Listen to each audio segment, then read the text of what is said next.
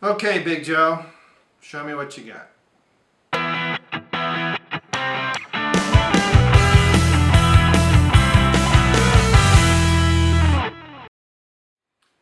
Hey, it's Brainmuffin back with a beer review, and up today from Big Ash Brewing in, I think it's somewhere outside Cincinnati. Brewed with care in Cincinnati. We've got the Big Joe, Pay Joe, not Big Joe, Pay Joe Pilsner.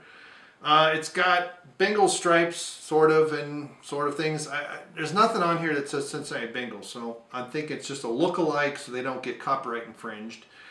On it says floral and fruity, spicy aromatics, crushable, and that's a bad sign, and sapphire hops, which is a second bad sign.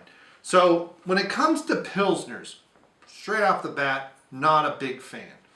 Pilsners are very hard to do right, very, very easy to get wrong in about 1,000 different ways.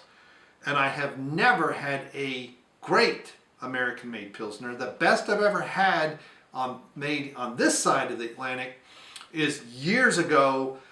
Samuel Adams had the Golden Pilsner. They don't make any, I don't know when they stopped making it. Sometime in the 90s I had it. I liked it, and it really wanted me to have, sausage and other German food. I have had some very good German Pilsners, and I've also had Budvar, which is very hard to get in the States anymore. Pilsner, I've heard it, Pilsner Urkel is how people from the Czech Republic have told me to pronounce it. I've never had one, I probably should. It's hard to travel because of the green bottle, and so it skunks quite a bit. So why Heineken tends to be skunky in the US. Green bottles, absolute zero protection. Golden, so we have Noble Pils that Sam Adams came out. I think they still make it. I don't know. Absolutely crap. I've had it on draft. I've had it on bottle. It's junk. So my expectations are very tempered. I've had some Pilsners made by various craft brewers, small craft brewers. None of them have ever been good. Like I said, it is a very, very tough style to do right. And what I've noticed about most craft brewers, if they do a fair amount of golden lagers, they'll get close. If they're mostly ales, they don't have a clue what they're doing wrong. But that's it. So I've got my Pilsner glass. Now this is a Great Lakes glass. This is as close to a Pilsner glass as I've got. This actually isn't, as far as I remember, in Germany. I think it's supposed to be a bit more fluted, but I may just be crossing my wires. So we'll see. All right. It is still quite cold, which Pilsners are supposed to be. It has the right aroma. So we're off to a good start or possibility here. And the reason why I say crushable is beers are not supposed to be crushable. This isn't a chug test. Yeah, I probably shouldn't have done that. So it has a proper aroma. It's close. It's not quite correct. But that spicy aromatics is what I always attribute with Pilsners. And so color-wise, it's decent. It's a little on the golden side, but it's not bad. It's not bad, and these lights are kind of orangey. So far okay. We've got nice ahead. The carbonation, big bubbles, bad sign. So crushable on the can, big bubbles in here. It should be tiny bubbles. But the head looks good. So it still looks like a bright tank, but we'll see.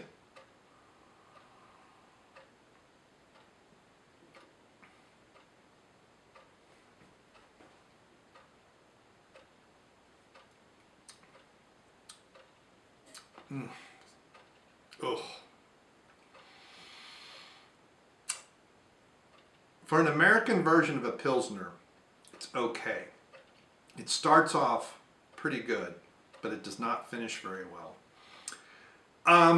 Perhaps if I was eating a bunch of smoked meats or fatty meats and stuff, sausages and stuff, or say Wiener Schnitzel covered in, or a Jaeger Schnitzel covered in mushrooms, and mushroom sauce and brown sauce.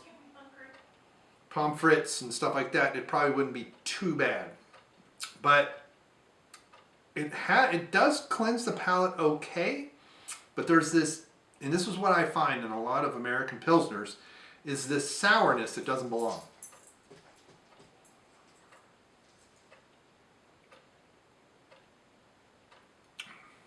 It's almost like they used the wrong yeast.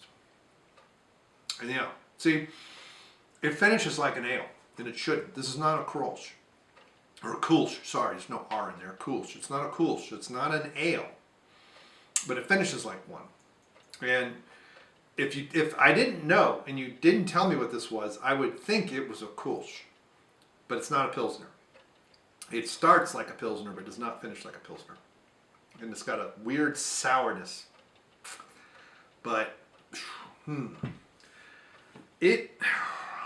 I hate to give it a 1.5.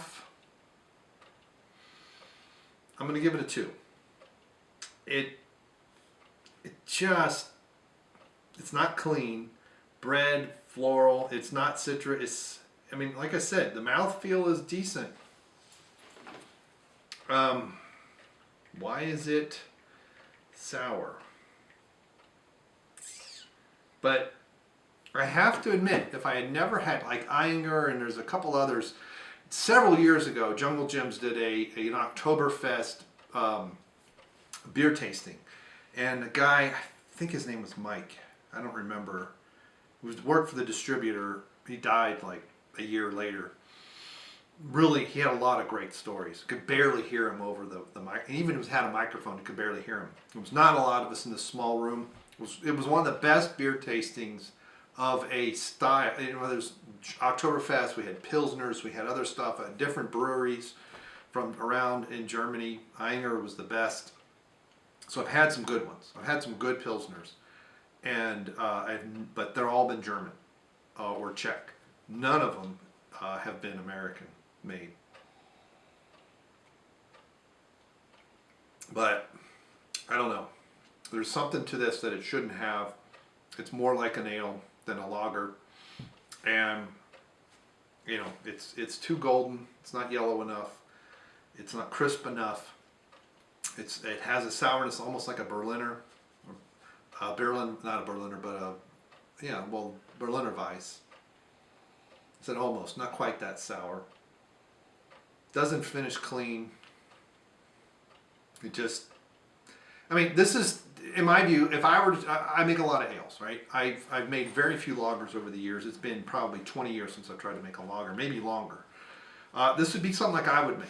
It would have decent head retention, but it would taste more like an ale because that's what I'm used to doing. There's bugs around. But yeah,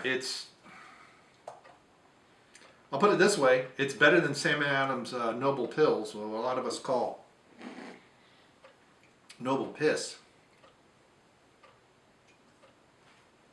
That's made with noble hops, and it's just, the thing about these two, they don't travel well. Pilsners really, like Funkstadt Brewery years ago, I had a good Pilsner. It's literally made across the street. Good Pilsners do not travel very well. Unless great care is taken, and putting it in a can is not great care. But no, I'm like, forget trying to make a Pilsner. Make a Kolsch instead and call it a pale German ale, and you probably have something, actually probably be cleaner finish too. But yeah, I'm going to give it a 2. It's sad. It's not great, but this is, of the various Pilsners I've had by craft brewers, this is essentially what I come to expect. Pretty much aim at the ground and blow your foot off. That's pretty much it. But anyway, so is there something else from Big Ash Brewing that the next time I'm in Cincinnati or someone comes to visit, I can say pick up that I should be doing? Let me know in the comments below, and I'll see if I can get it down here. I still do have family up there, so it's not like impossible or improbable. But man, I mean, I'm gonna try some salami with this afterwards, but I'm not expecting anything. But you know, it's just, in my view, stereotypical craft beer Pilsner. It sort of starts at the style and then wanders off into aleville where it shouldn't. It never gets to lager, never gets clean, and never finishes properly. So it starts okay and just goes downhill from there. So let me know. Let me know if I'm being too harsh or if I'm full of it. Let me know in the comments below. Thanks for clicking thumbs up and subscribing, and we will see you. Goodbye.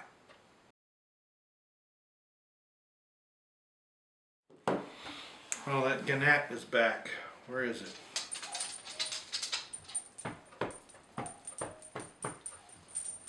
The Gannett. Gannett. That was funny, Egg. Let's double check.